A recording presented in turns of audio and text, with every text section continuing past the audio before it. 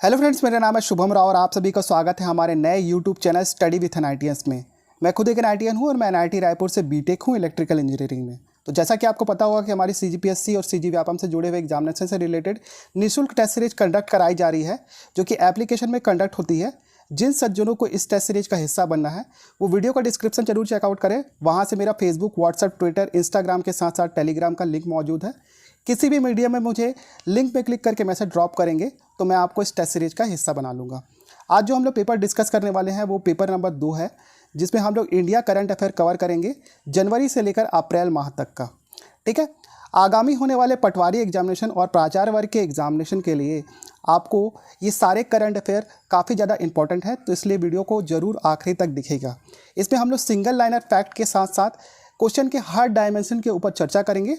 तो बिना किसी टाइम वेस्ट के हम लोग चालू करते हैं आज का लेक्चर, जिसमें आपका पहला क्वेश्चन आपको स्क्रीन पे दिखाई दे रहा होगा। स्वच्छता सर्वेक्षण पुरस्कार 2021 में 1 से 3 लाख तक जनसंख्या वर्ग में प्रथम पुरस्कार किस शहर को प्राप्त हुआ है?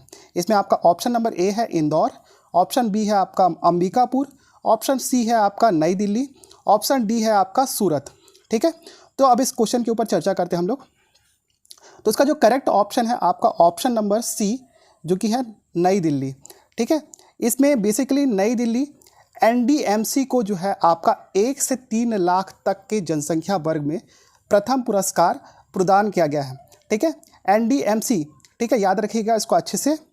इसके अलावा आपको मुझे कमेंट बॉक्स में ये बताना है कि 1 से 3 लाख तक जनसंख्या वर्ग में द्वितीय पुरस्कार किस सिटी को प्रदान किया गया है। ठीक है, इसके अलावा अगर मैं ऑप्शन नंबर 1 की बात करूँ तो इंदौर शहर को जो है वो 10 लाख तक के जनसंख्या वर्ग में जो है वो आपका पहला पुरस्कार प्रदान किया गया है। ठीक है, इसके अलावा आप मुझे ये भी बताएंगे कमेंट बॉक्स में कि 10 लाख जनसंख्या वर्ग के अंदर आपका द्वितीय एवं तृतीय पुरस्कार किन सिटी को प्रदान किया गया है। ठीक है, तो मैं आशा करूंगा कि आप इन दोनों का आंसर जो है वो आप कमेंट बॉक्स में देंगे। ठीक है, तो हम लोग बढ़ते हैं नेक्स्ट क्वेश्चन की ओर। ठीक, तो देखते हैं हम लोग नेक्स्ट क्वेश्चन, जो कि है आपके स्क्रीन पे। प्रोजेक्ट 75 के तहत भारतीय नौसेना में शामिल स्कॉर्पियन श्रेणी की प्रथम पनडुब्बी थी। ऑप्शन नंबर ए है आईएनएस वेला, आईएनएस कलवरी है आपका option number B, option number C देखेंगे तो वो है आईएनएस खंडेरी, और ऑप्शन नंबर डी है आपका आईएनएस वागीर। ठीक है, इसका सही आंसर के ऊपर चर्चा करते हैं। इसके सही आंसर है आपका option number B, INS Kalvari. ठीक है, अब देखते हैं हम लोग इस क्वेश्चन के हर एस्पेक्ट के ऊपर चर्चा करते हैं। प्रोजेक्ट 75 भारतीय नौसेना ने जो है वो एक कंपनी के साथ मिलकर चालू किया है। ठीक है, तो आपको कमेंट बॉक्स में उस कंपनी का नाम बताना है। सेकंड चीज़, आपको ये बताना है कि ये प्रोजेक्ट 75 जो भारत सरकार की एक महत्वाकांक्षी परियोजना है वो किस देश के साथ संचालित की जा रही है। ठीक है, आपको ये भी बताना है कि स्कॉर्पियन श्रेणी की विभिन्न पनडुब्बियां जो शामिल हैं उनकी संख्या कितनी है और उनके नाम क्या क्या हैं। ठीक है, ये काफ़ी ज़्यादा महत्वपूर्ण और इम्पॉर्टेंट एस्पेक्ट है हमारे देश से रिलेटेड, तो इसके बारे में ज़रूर जानिए प्रोजेक्ट 75 के बारे में।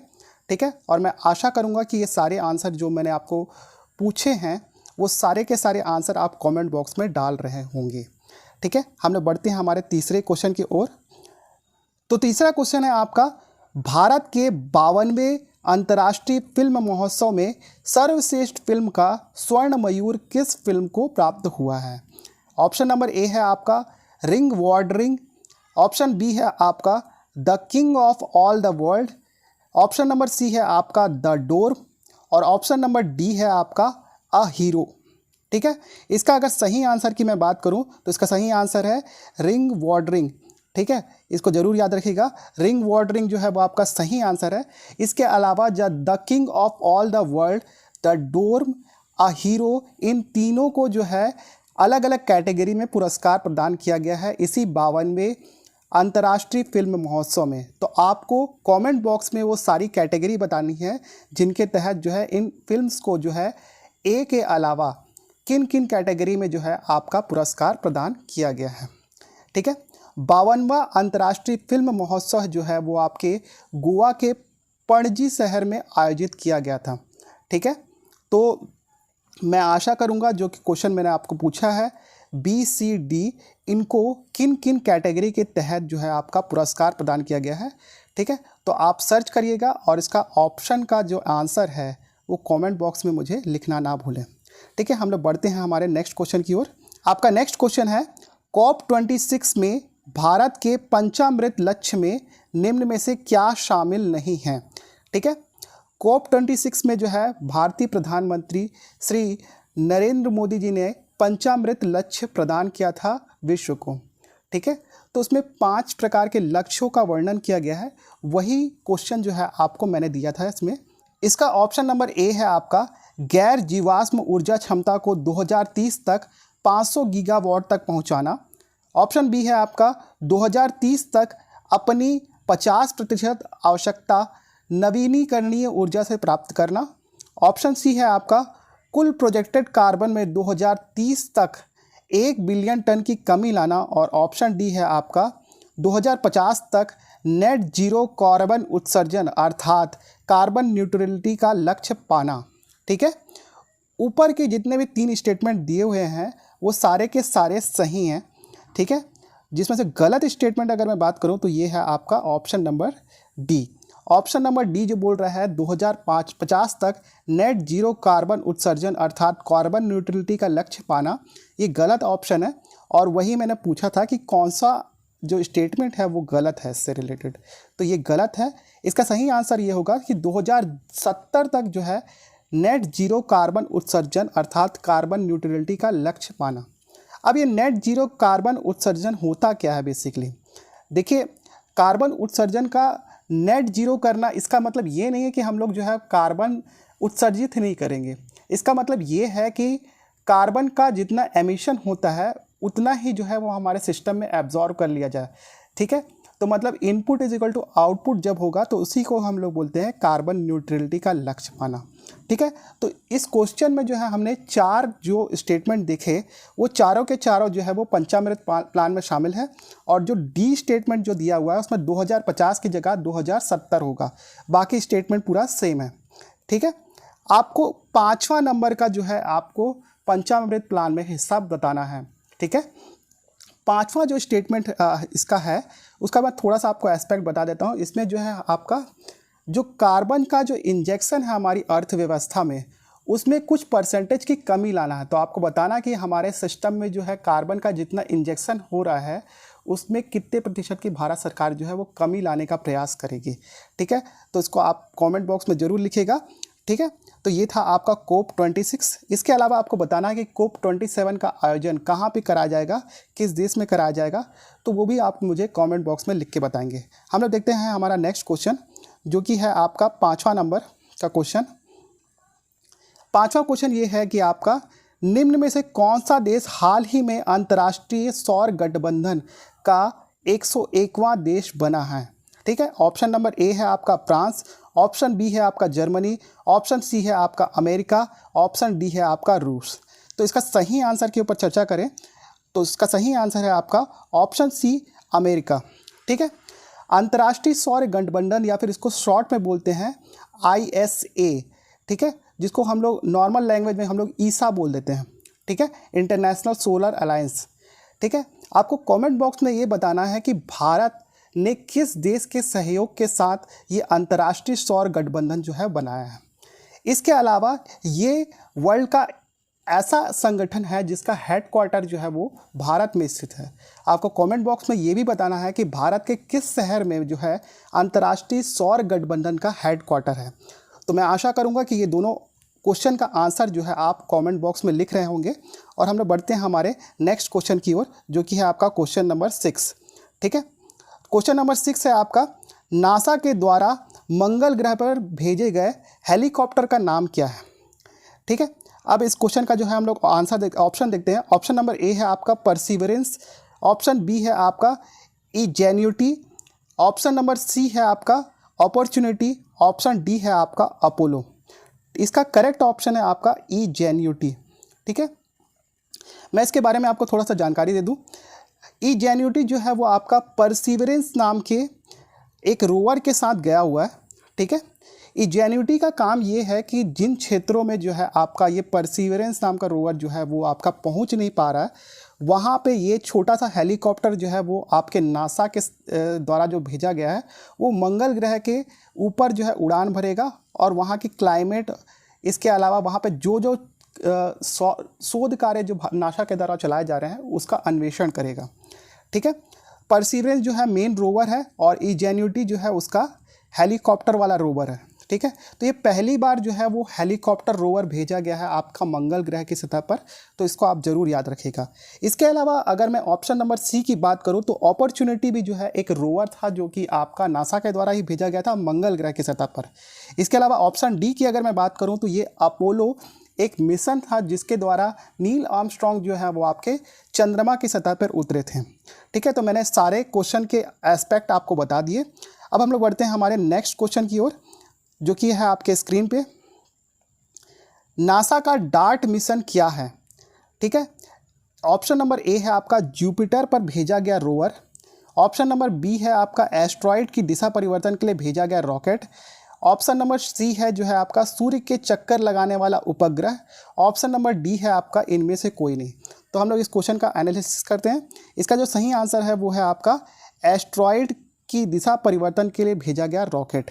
ठीक है, बेसिकली डार्ट मिशन का मतलब क्या है? तो डार्ट मिशन का मतलब ये है डबल एस्ट्रॉइड रीडायरेक्शन टेस्ट।